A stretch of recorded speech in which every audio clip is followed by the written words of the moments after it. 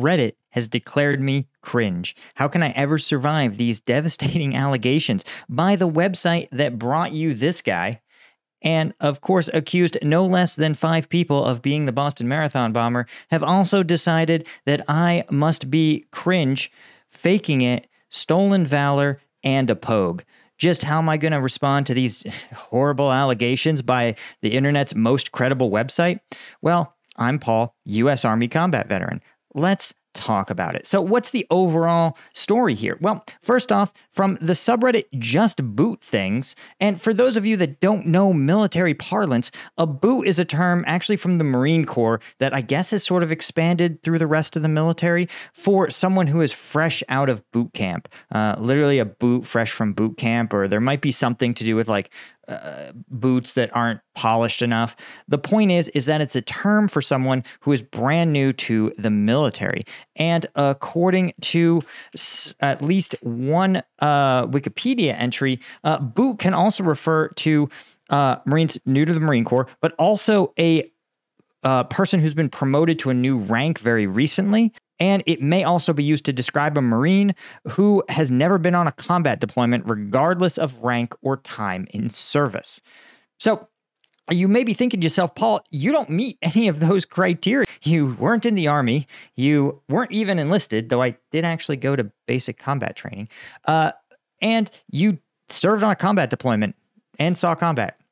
But, you know, that doesn't stop Reddit from just talking out their ass. So as you can see on this Just Boot Things subreddit, someone has posted one of my videos, my breakdown of the Helldivers universe, comparing it to the early days of the global war on terror, and just said flashbacks to the big war, and it has 1.2 thousand upvotes. And if you scroll way down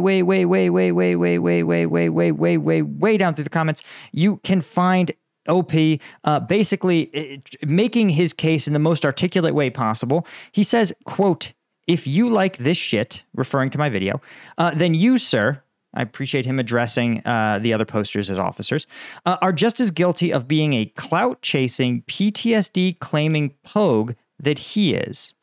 Which doesn't really make sense and also is missing some commas, but it's okay. He says, then he goes on, "Live with your decisions and choices joining a voluntary service that may or may not have required you to do things you saw on TV. Stop using an illness as something to get views." So you guys most of you guys are probably existing fans of the channel, right? I see the statistics you do. And you know that in probably 1,000 videos I've put out on this platform across both my channels, I've never claimed to have PTSD. I've talked about PTSD, but as a like talking about an issue facing veterans and trying to help people understand it. And believe me, I married a psychiatrist, so she would absolutely dunk on me unrelentingly. She'd actually probably make me put out an apology video if I did say I have PTSD. So believe me, I haven't done it, right? There's internet commenters that I can piss off, and then there's my spouse who I cannot. But some of these are also sort of annoying. And the reason, one, let's talk about the clout chasing allegations. I'm a fucking YouTuber. Like, this is how I provide for my family. So yeah, I need views. I don't know what to tell you. But also coming from a Redditor, like, bro, this dude has been posting unrelentingly on a site where every single user is graded by clout, which has no value, right? So a Redditor calling you a clout chaser is just eye-popping in its hypocrisy, right? But I don't care about that. Bro, it's 2024. We all need some clout. PTSD claiming. Not true. Not even sure where he got that. But Pogue bothers me. And here's why Pogue bothers me. It bothers me. I don't care about me. But I had soldiers in my platoon that had life-altering injuries as a result of combat. And to sit there and be like, oh, you didn't see combat, like, erases the valor of their service. So I want to address these because this is important, and I've never actually done it on this channel.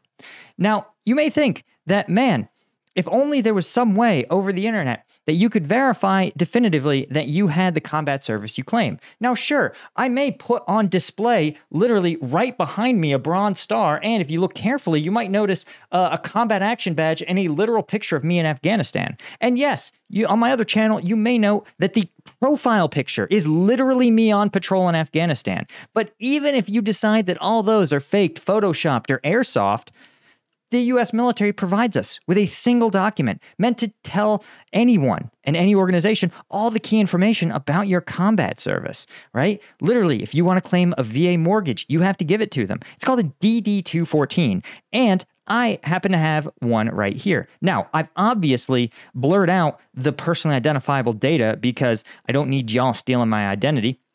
But the important stuff is here. What is the important stuff? Well, the Afghanistan Campaign Medal, right there.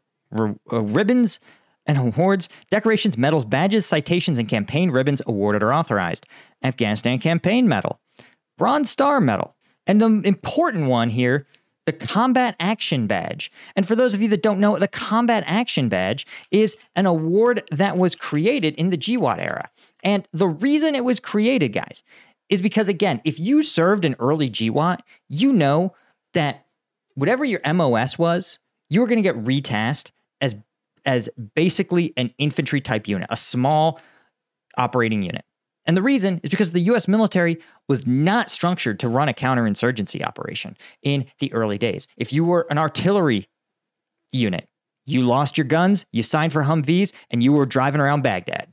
If you were a striker unit, a CAV unit, you lost your strikers, you signed for Humvees, you were driving around Afghanistan. I can tell you that I served in 1st Brigade, 101st Airborne, and literally our task force Spartan, our battalion level task force, took a battalion headquarters from a BTSB, staffed them up with a few other maneuver unit guys, and then literally took an engineer company, an attached military police company, us from Fort Riley, 2 National Guard infantry companies, and deployed them as a maneuver battalion. We had never met each other until we were in country, and they assigned us a bunch of battle space in Nangarhar province, right? So, and that happened so frequently that the Army was like, yo, it's kind of fucked that we don't acknowledge the fact that all of these other specialties are engaging in combat. Most of the combat that's happening here is being done by non-infantry MOSs. So we really need to acknowledge that. So in 2005, they created the Combat Action Badge. And in total, almost 70,000 were awarded in Iraqi freedom, almost 40,000 in Operation Enduring Freedom, and another almost 5,000 in Operation New Dawn. Now, again, this was in recognition of the fact that there were so many non-combat MOSs that were stuck in combat roles. And if you need more evidence for it, right, even if you weren't like me, even if you were a standard military police unit doing a standard military police mission, in Iraq and Afghanistan, that meant partnering with the Iraqi and Afghan police forces who took massive casualties in the course of those wars. So as you can imagine, the casualties that their partner military police units took were also substantial, right? And you can see a quick Google search would tell you that military policemen have taken tons of casualties within the Iraq and Afghan war. And you can go to Fort Leonard Wood. We have a wall with like 400 names on it. I did the math in another video recently and found that of the 7,000 total U.S. service members killed in Iraq and Afghanistan, right, if 350 to 400 were military police, that would mean that 1 in every 30 soldiers killed was a military police soldier. So to sit there and be like, oh, that's not a combat role, you're kind of outing yourself as a peacetime soldier. Because, again, in peacetime, you do the classic, you do what the doctrine tells you is your job. So, again, I resent the idea that I'm being accused of being a pogue. Now, you may think to yourself, but Paul, you can Photoshop anything nowadays. Maybe that DD-14 isn't true. I need video evidence that you really did leave the fob and go on patrol. Well, lucky for you, I actually have that. See, one of the missions, the problem is my platoon is really good at their job. And when you're really good at your job, you get a bunch of high profile missions. And in this case, I got stuck babysitting what my command told me was a journalist with CNN who was doing like some embedded reporting on the tribal conflicts within my assigned districts. He wasn't actually with CNN. Turned out he was with Al Jazeera, producing a piece called $1 Million Militia, which actually was really good.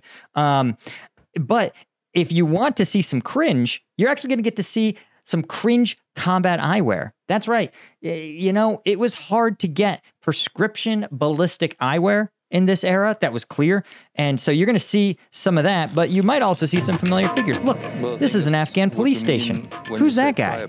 All right, that's me. Early in the deployment, right? Around 6 months, I got promoted to first lieutenant. But you can see, right? This is with the police chief in Khat district.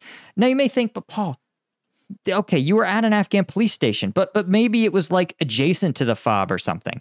Well, I can actually do you one better. See, this journalist wanted to do even more, get out there even deeper into the environment. And lo and behold, we took him on a combat patrol into a Chin district, right? You can see here's a meeting of a bunch of Shuras. We escorted him to this. All this footage was us, except for when he talks to one major at a FOB.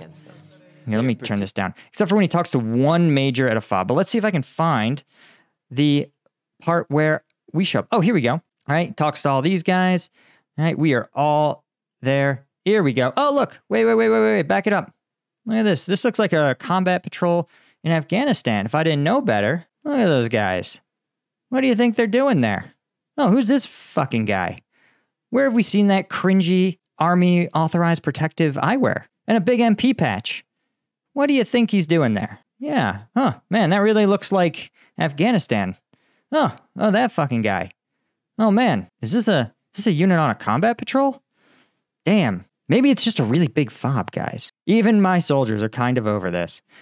Now, so, okay, sure, there's video evidence that I was not a pogue.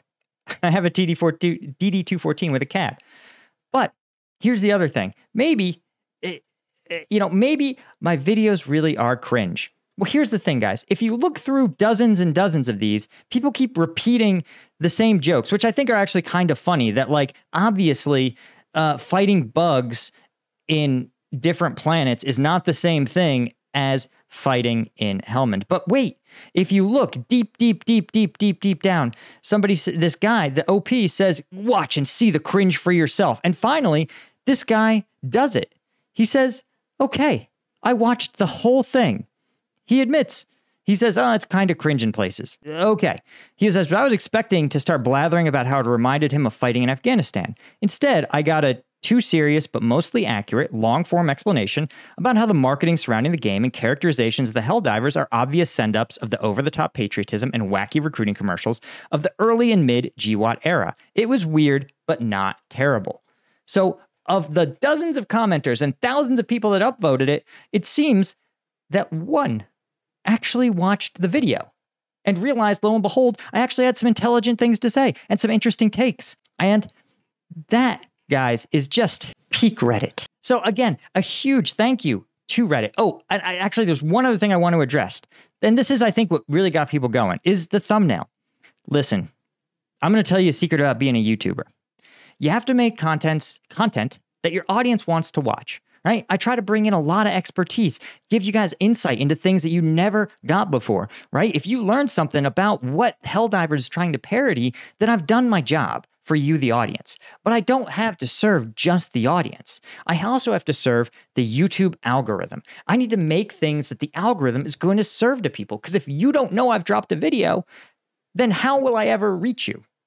And the answer is that YouTube has a clear preference for how a thumbnail should look. You might notice the king of YouTube, Mr. Beast, a big expressive face, bright colored thumbnails, an expressive face, a brightly colored thumbnail, an expressive face, a brightly colored thumbnail. Look at this, an expressive face and a brightly colored thumbnail with words. Now, what about the queen of YouTube? Old Sniper Wolf, right? I'm not saying she's a good person, but she is good at YouTube. She's even worse. An expressive face, and a 3 or 4 letter word thumbnail. Expressive face, bright colors, 3 or 4 letter thumbnail. Expressive face, bright colors, 3 or 4 letter thumbnail. Guys, listen, the YouTube algorithm has spoken. It tells us what it wants. And I play to win. And I'm here to do well at YouTube. And if that means serving the algorithm with some thumbnails, so be it. And guess what? You guys that come here and stick around, the real OGs, the real fans, you guys know that this is just how it is. And you know that I'm not going to serve you cringe content. I know that, right? So, yeah, they're like, oh, the thumbnails, oh. Okay, he's like, you can write YouTube, you can at YouTube, whoever their CEO is now, and be like, make the algorithm have thumbnails be less cringe. I don't know, go ahead and do it. Maybe it'll work. Anyway, guys, that is all I had. And do me one other favor, guys. Like, don't go in there, don't at them, just let them be. Let the Redditors Reddit, okay? They don't deserve to be dunked on, right? Their own site acknowledges that they're a risk. And frankly, I think Reddit needs to promote its most unhinged users because they have the IPO coming up and they really have to show great engagement numbers because they don't have the cash flow to support it. So frankly, you know, just let them be. And I'm farming them for clout. Like, that's what I'm doing right now. I'm 100% farming their video and their hot takes to make my own. And the difference is, you know, I'm going to get to buy my daughter nice stuff with the money this video makes. So I appreciate it. And you guys help me out just by watching. But if you also subscribe and you like, that would be dope too. All right, I'll see you guys. Thanks. Cheers.